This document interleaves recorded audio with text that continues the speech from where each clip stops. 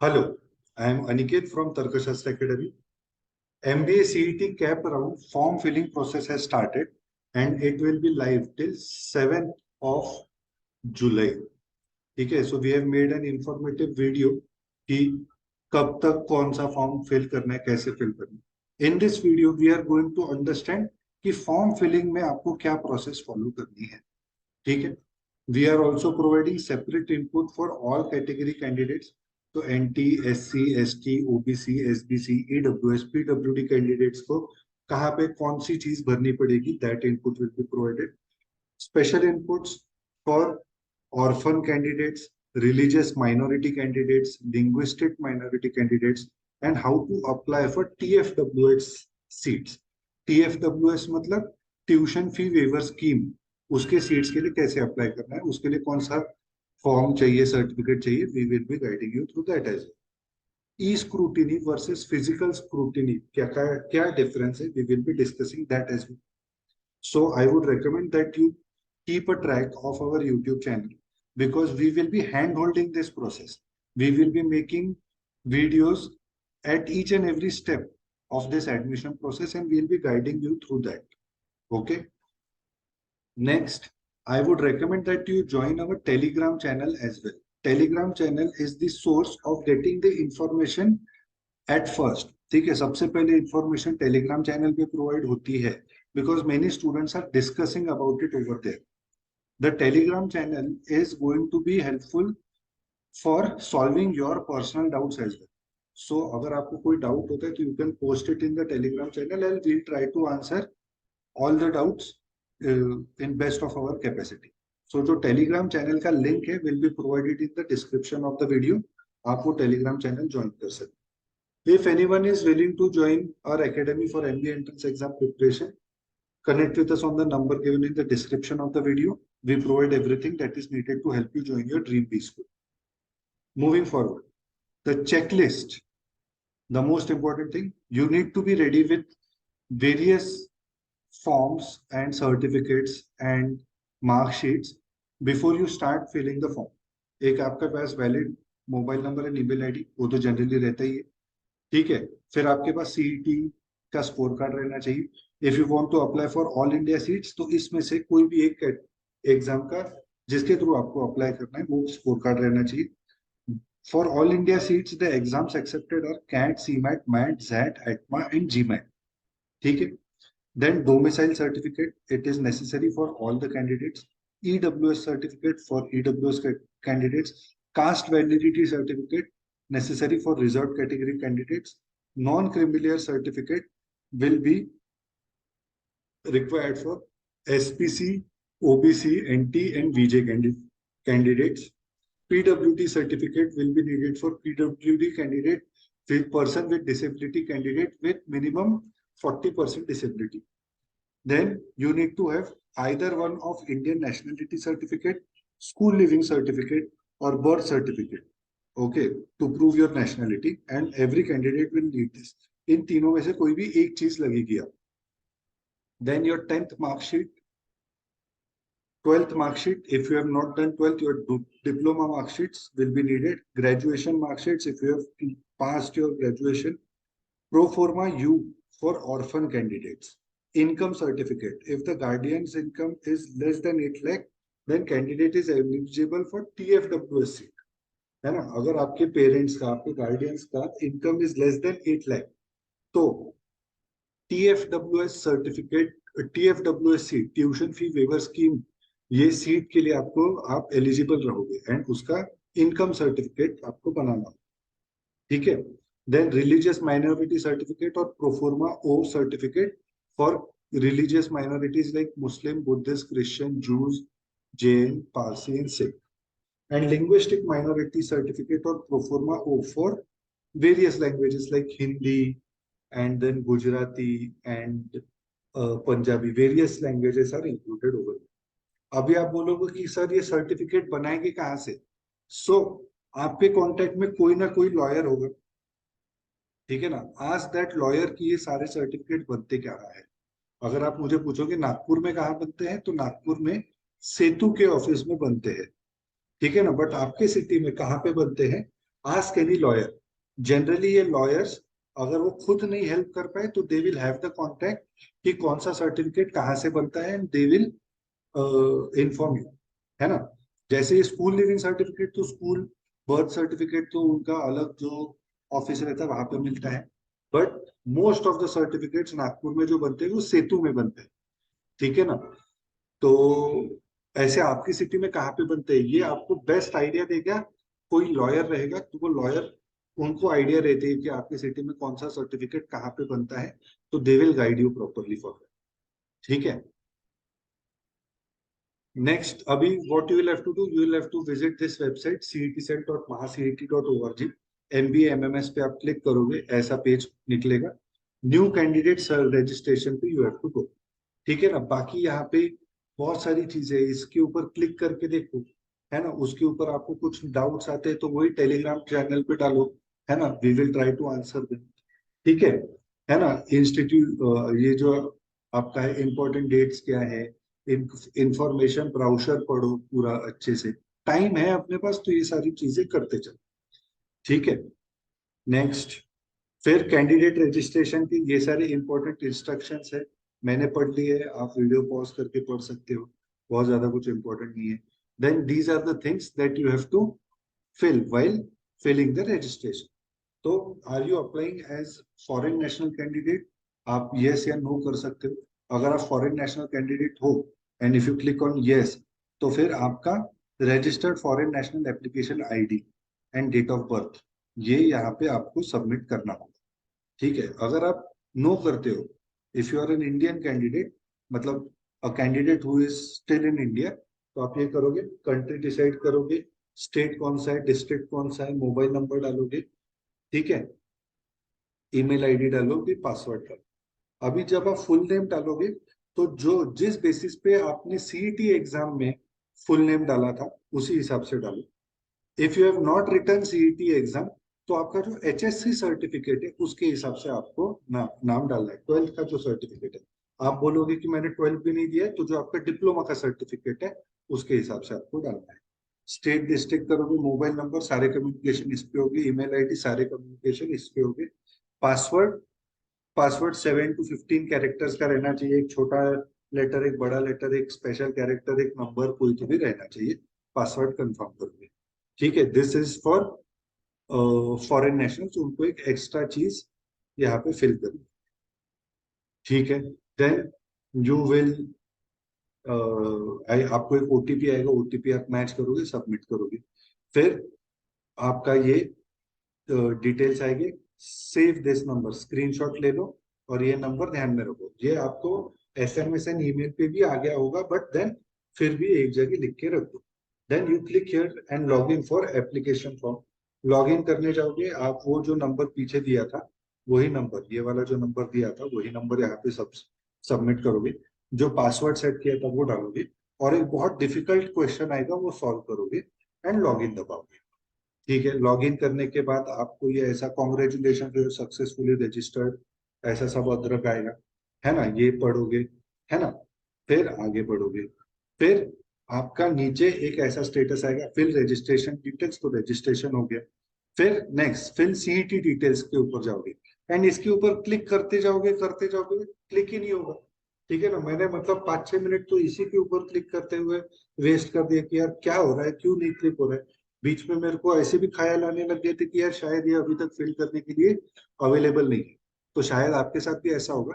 तो आप क्या करोगे, टॉप लेफ्ट, मतलब स्क्रीन के लेफ्ट साइड में ये वाला एक ऐसा डायलॉग बॉक्स रहेगा, वहां पे आप सीईटी डिटेल्स के ऊपर जाओगे।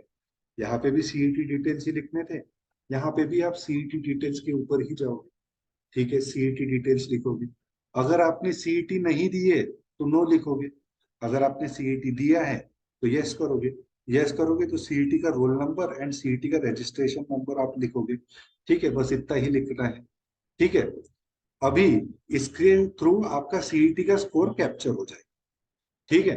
अगर आप दूसरा कोई तो भी स्कोर जो ऑल इंडिया की सीट्स के लिए अगर आपको अप्लाई करना है through other exams like CAT, CMAT, XAT, ATMA, MAT, GMAT, तो आप यहाँ पे यस करोगे। फिर आप एक कोई एग्जाम की, आप सीमैट का सिलेक्ट करोगे, यहाँ पे सारे ऑप्शंस का, सारे एग्जाम्स का ड्रॉप डाउन रहेगा, उसमें से कोई एक सिलेक्ट करोगे, उसमें का roll number, percentage, total score, all India rank, ये सब जो जो अवेलेबल है वो डालो। ठीक है। If any candidate have appeared for more than one examination, ऐसा हो सकता है ना कि आपने कैट और सी मैट दोनों एग्जाम दिया है, ठीक है, but then you will have to select any one best of them on the basis of percentage score. तो ये जो एग्जाम्स है, अगर आपने मल्टीपल एग्जाम्स भी दिए हैं, अगर आपका परसेंटेज स्कोर जिसमें सबसे ज्यादा है वो वाला आप सिलेक्ट करो, ठीक है, क्योंकि even though you have applied for appeared for various exams, यहाँ पे आप एक ही एग्जाम के लिए, एक ही एग्जाम के थ्रू अप्लाई कर सकते हो फॉर ऑल इंडिया सीट्स।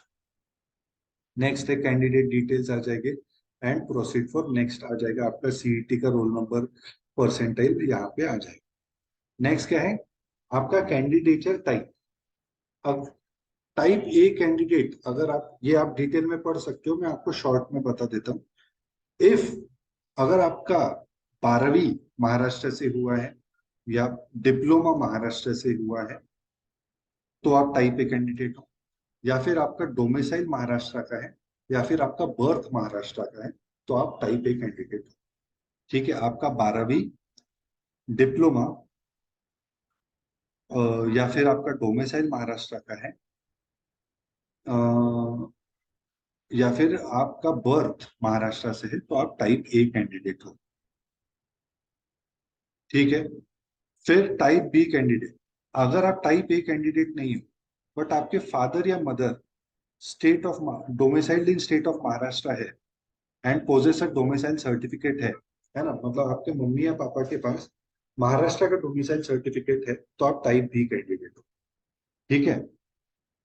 अभी जो कैंडिडेट टाइप ए और टाइप बी में नहीं आते हैं, बट जिसके फादर और mother is employ of government of India and who has been posted और reported to duty in Maharashtra state, है ना, मतलब आपके फादर या मदर, उनकी गवर्नमेंट ऑफ इंडिया में जॉब है एंड वो महाराष्ट्र में पोस्टेड है, ठीक है, एंड आप type A and type B candidate नहीं हो, तो आप टाइप सी कैंडिडेट के लिए अप्लाई कर सकते हो। टाइप डी कैंडिडेट को, जो ए बी सी तीनों टाइप के कैंडिडेट्स नहीं है, बट उनके फादर या मदर गवर्नमेंट ऑफ महाराष्ट्र के एम्प्लॉय है, तो वो टाइप डी कैंडिडेट्स हो। फिर टाइप ई कैंडिडेट्स,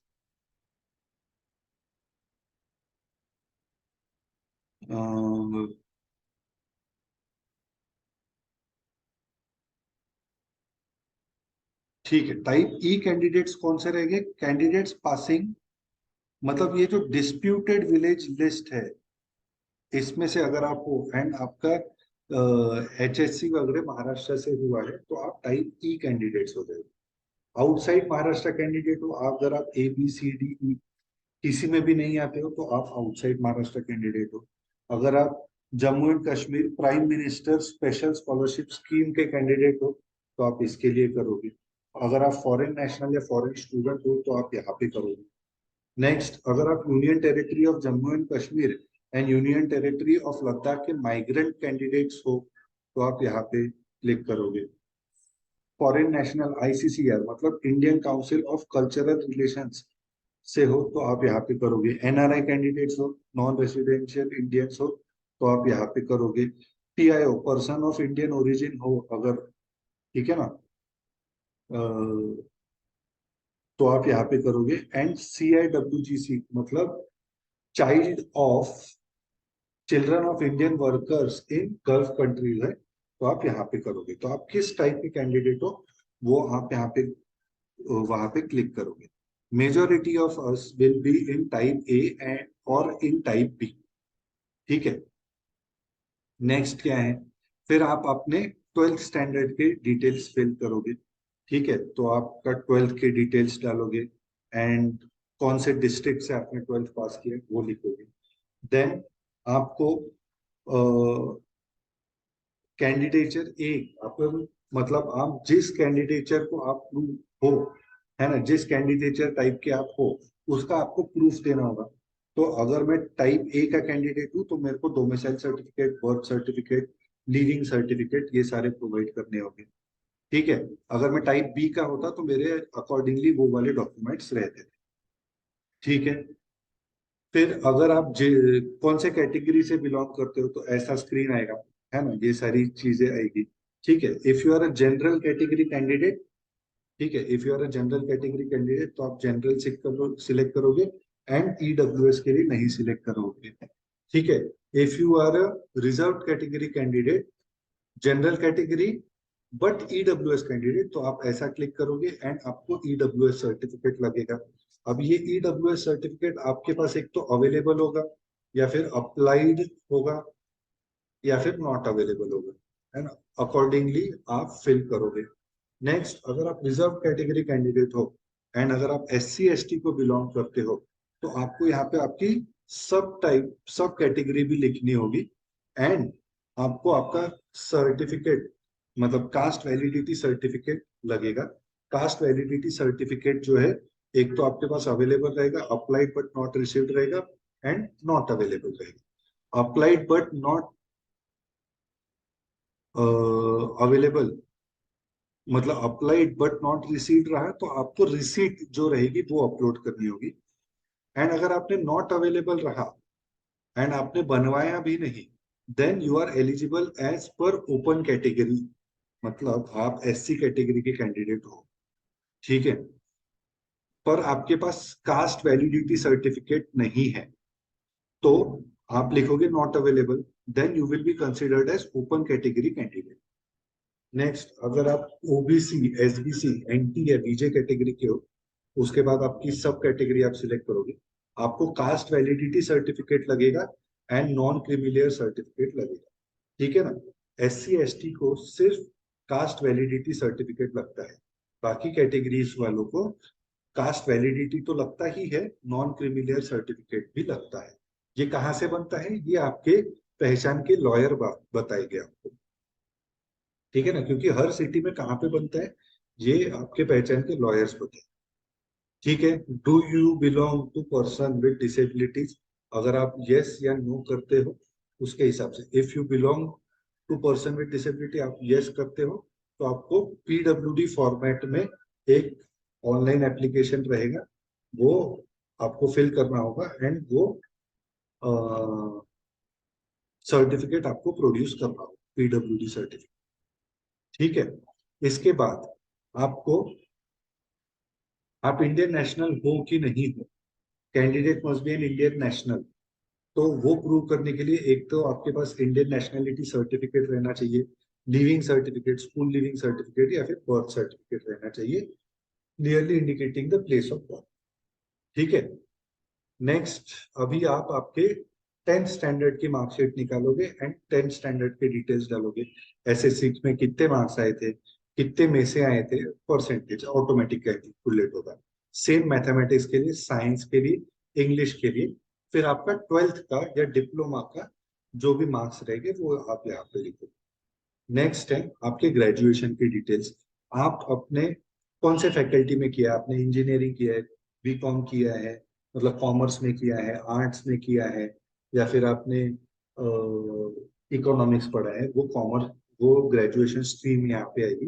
ग्रेजुएशन यूनिवर्सिटी आएगी, अगर आपकी यूनिवर्सिटी का नाम नहीं है और वो ऑटोनॉमस यूनिवर्सिटी है तो आप वहाँ पे क्लिक करके आपकी यूनिवर्सिटी का नाम लिखोगे, है ना। ग्रेजुएशन आपने कहाँ से किया, इंडिया से किया, अब्रॉड से किया, ग्रेजुएशन टाइप क्या है, फुल टाइम की पार्ट टाइम, वो लिखोगे। ग्रेजुएशन पासिंग ईयर लिखोगे। अगर आपने अपियरिंग लिखा है तो आपको यहाँ पे सेव एंड प्रोसीड करके आगे बढ़ना है। अगर आपने पास्ट लिखा है तो आपको परसेंटेज में मार्क्स मिले थे तो परसेंटेज में लिखो, marks opted, marks out of and percentage. And अगर सीजीपीए में मार्क्स मिले हैं तो आप यहाँ पे सीजीपीए पे क्लिक करके, सीजीपीए पे क्लिक करके CGPA opted, CGPA out of and CGPA percentage ऐसा निकालें। ठीक है, फिर आपके पर्सनल डिटेल्स आएंगे, आपने आपका नाम लिख दिया, मदर्स नेम लिखोगे, जैसा आपका 12th के सर्टिफिकेट एचएससी सर्टिफिकेट पे है वैसा। डेट ऑफ बर्थ लिखोगे, फिर कंफर्म भी करोगे, पता नहीं क्यों करोगे, जेंडर लिखोगे और जेंडर फिर से कंफर्म भी करोगे, ऑर्फन हो कि नहीं हो, अगर आप ऑर्फन नहीं हो तो आप नो लिख दोगे। ठीक है, अगर आप ऑर्फन हो, ठीक है, अगर आप ऑर्फन हो तो आपका प्रोफोर्मा यू आपको प्रोड्यूस करना पड़ेगा while perform taking the admission. ठीक है। नेक्स्ट है आपका एनुअल इनकम। ठीक है ना, अगर आपका एनुअल इनकम 8 लाख से नीचे है, 8 लाख से नीचे है आपका एनुअल इनकम, तो आप TFWS सीट के लिए अवेलेबल एलिजिबल रहोगे। ठीक है ना, तो उसके लिए आप TFWS के लिए यस करोगे। अब ये TFWS के लिए आपने यस तो कर दिया, you are required to submit income certificate of parents, ये सबमिट करना है। ठीक है। फिर आप आगे जाओगे, religious minority, do you belong to minority, तो आप लिखोगे रिलीजियस माइनॉरिटी, लिंग्विस्टिक माइनॉरिटी, है ना, दोनों में से कोई भी एक के लिए अगर आपको, तो आपको proforma O for religious minority and linguistic minority के लिए आपको सबमिट करना होगा। ठीक है। तो अभी एक तो प्रोफोर्मा ओ देना होगा या फिर living certificate having information pertaining to religion, है ना, रिलीजियस माइनॉरिटी के लिए अगर आपके लिविंग सर्टिफिकेट पे रिलीजन है तो वेल एंड गुड। ठीक है ना, लिंग्विस्टिक माइनॉरिटी के लिए आपको प्रोफोर्मा को प्रोड्यूस करना होगा। ठीक है, वो सारी चीजें सबमिट करोगे। फिर आप अपना एड्रेस लिखोगे, है ना, पूरा डिटेल में एड्रेस लिखोगे, mobile number, alternate number, email ID लिखोगे। ठीक है, ये होने के बाद आप अपना फोटो सबमिट करोगे। फोटो जरूरी नहीं है कि जो सीईटी एग्जाम के वक्त फेल किया था वही, है ना, नया निकाल सकते हो, पुराना रख सकते हो, रिसेंट फोटो रखना है। ठीक है, 3.5 से 4.5 का वो हाइट रहना चाहिए जिसमें आपका फेस इतना रहना चाहिए, है ना, ये सारी डिटेल्स करनी है। And you have to upload a photo with signature. ठीक है ना, तो कैसा करोगे, एक फोटो निकालोगे, ये फोटो है ना, नीचे सिग्नेचर ये करोगे, है ना, सिग्नेचर करोगे, सिग्नेचर एंड फोटो का सारा एक साथ आप फोटो निकालोगे। ठीक है, एंड ये फोटो निकाल के आप अपलोड, मतलब स्कैन करके अपलोड कर दोगे। एज सिंपल एज दैट, बहुत डिफिकल्ट चीज नहीं है, घर पे हो जाएगी। एक बार ये होने के बाद आपको सारे डॉक्यूमेंट्स आपकी कैटेगरी के हिसाब से, आपके religious minority, orphan, linguistic minority, TFWSC, उसके हिसाब से ये सारे डॉक्यूमेंट्स आपको अपलोड करने होंगे। तो डॉक्यूमेंट्स फटाफट फटाफट अपलोड कर दोगे। ठीक है ना, एक बार डॉक्यूमेंट्स जमा हो गए, इसलिए मैंने स्टार्टिंग में ही चेकलिस्ट बोली थी, वो चेकलिस्ट रेडी है, उसके बाद फॉर्म फिल करना स्टार्ट कर सकते हो। ठीक है, ये सारे डॉक्यूमेंट्स आप ये करोगे। अभी इसके बाद you will be directed to the payment gateway. ठीक है, अगर आप इंडियन कैंडिडेट हो, जनरल कैटेगरी कैंडिडेट हो, तो आपको 1,000 रुपए, रिजर्व कैटेगरी कैंडिडेट हो तो 800 रुपए, एंड अगर आप NRI या, है ना, person of Indian origin, CIWGC candidate हो तो 5,000 रुपए। अगर आपने MBA CET अपियर किया है तो नील, तो मैंने MBA CET अपियर किया था इसलिए मुझे वो पेमेंट गेटवे दिखा नहीं। बट अगर आपने MBA CET अपियर नहीं किया है तो you will see a payment gateway over there, वो पेमेंट गेटवे पे आपको क्लिक करके पेमेंट करना हो, नॉर्मल जैसे अमेजोन पे शॉपिंग करते हैं वैसा पेमेंट करना हो। ठीक है, उसके बाद आपका 2 वर्जन का प्रिंट एप्लीकेशन, मतलब एप्लीकेशन फॉर्म आएगा। अगर आप फिजिकल स्क्रूटिनी करना चाहते हो तो वर्जन 2 का एप्लीकेशन फॉर्म, क्या बोलते हैं, जो एप्लीकेशन फॉर्म प्रिंट करने का आएगा, है ना। अगर आप ई स्क्रूटिनी सिलेक्ट करते हो तो उसका अलग से है ना, there is a dialog box, मैंने लिया है क्या, नहीं लिया है, लेफ्ट साइड में आपको डायलॉग बॉक्स मिलेगा स्क्रूटिनी टाइप का। तो स्क्रूटिनी टाइप में अगर आप ई स्क्रूटिनी सिलेक्ट करते हो तो वैसा एप्लीकेशन फॉर्म आपको प्रिंट करना होगा। अगर आप फिजिकल स्क्रूटिनी सिलेक्ट करते हो तो वैसा आपको एप्लीकेशन फॉर्म सिलेक्ट करना होगा। देन उसके बाद ये डिटेल्स आपको फिल करने, देखना है ई स्क्रूटिनी क्या है, फिजिकल स्क्रूटिनी क्या है। तो if you select E scrutiny, एकदम सिंपल सी प्रोसेस है, यहाँ तक अगर आप आ गए हैं, आपने ई स्क्रूटिनी कर दिया है, तो क्या प्रोसेस है, candidate shall fill online application, वो भर दिया। Candidate need not go to FC, है ना, जो वेरिफिकेशन सेंटर रहता है उसको FC को कुछ तो फुल फॉर्म है अभी याद नहीं आ रहा है, बट वो जो वेरिफिकेशन सेंटर है वहां पे आपको नहीं जाना है। ठीक है ना, आपका application form and document shall be verified and confirm by EFC। ठीक है। Once candidate complete his application form and generates printable application form, candidate will be allocated EFC. आपको एक EFC for e-verification प्रोवाइड किया जाएगा। अगर कोई discrepancy नहीं है तो वेल एंड गुड, आपको लॉग इन करके रिसीट कम एक्नॉलेजमेंट मिलेगा। अगर डिस्क्रिपेंसी है तो you will be sent a message and उसके थ्रू आपको रिवर्ट बैक करके वो डिस्क्रिपेंसी सॉल्व करके मतलब डिस्क्रिपेंसी डिस्प्ले होगी एंड वो कैंडिडेट के डैशबोर्ड पे विद रिमार्क आ जाएगी, है ना, क्या डिस्क्रिपेंसी है वो समझ में आएगा। And then candidate shall resolve the discrepancy. ठीक है। Once candidate is done with all the changes and generates fresh printable application form, system will automatically resubmit the candidate application for to EFC for re-verification. And एक बार re-verification में वो सब सही हो गया, then आपका फॉर्म सबमिट हो गया है, आपका एप्लीकेशन एक्सेप्ट हो गया है। दूसरा मेथड क्या है, आप फिजिकल स्क्रूटिनी के लिए भी जा सकते हो। वही आप एप्लीकेशन फॉर्म फिल करोगे, फिर आपको एक स्लॉट बुक करना होगा for online filling of application form, scan and upload document. ठीक है ना, मतलब आपको ये स्कैन एंड अपलोड डॉक्यूमेंट सब करना होगा। You need to book the slot for online filling of application form, या मतलब अगर आपको ऑनलाइन फिलिंग करना है तो ये करना होगा।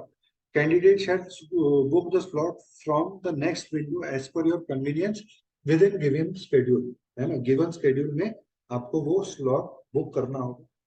ठीक है। If you want to reschedule the slot booking तो आप वो भी कर सकते हो।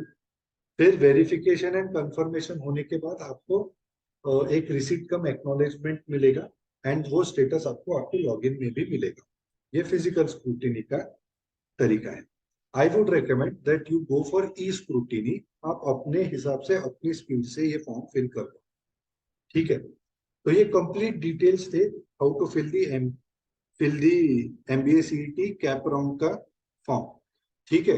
इसमें अभी भी अगर आपको कोई डाउट्स आते हैं तो आई वुड रेकमेंड, जो डिस्क्रिप्शन में टेलीग्राम ग्रुप है उसमें आप ज्वाइन करो and we will be solving the doubts of the students over there.